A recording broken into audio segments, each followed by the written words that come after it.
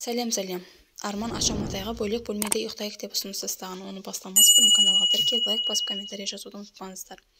Арман Ашаматайға бөлек бөлмеде ұйықтайық деп ұсыныс тастаған. Ашаматай тұңғыш қызын дүниеге әкелген соң күйзеліске түскенін жасырмады. Күйеуі Арманның ұсыныс жағдай одан әрі шықтырған. Біздің бірінші баламыз дүниеге келді. Перзентханадан шығып үйге келдік. Үйге келгеннен кейін 3 күннен кейін Арман маған: "Мен шаршадым, ұйқым қанбады, басқа бөлмеге барып ұйықтайыншы" деді. Сосын мен: "Айналайын, қайдағы басқа бөлме, мен де кетіп қалайын онда. Бала өзімен өзі жата берсін. Бұл екеуміздің баламыз.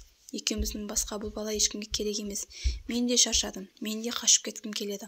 Бірақ амал жоқ, екеумізден бірге қараймыз" деді. Өнер иесі солай жауап берген. Ашаның айтуынша осы әңгімеден кейін ерлі-зайыптылар бұл тақырыпты қозғамаған. Сондай-ақ ол бала тек анасы қарау керек, ер адам бөлек ұйықтайды деген пікірге түбегейлі қарсы екенін айтты. Соңына дейін тыңдағандарыңызға рахмет. Лайк басып комментарий жазып каналға тіркелуді ұмытпаңыздар достар.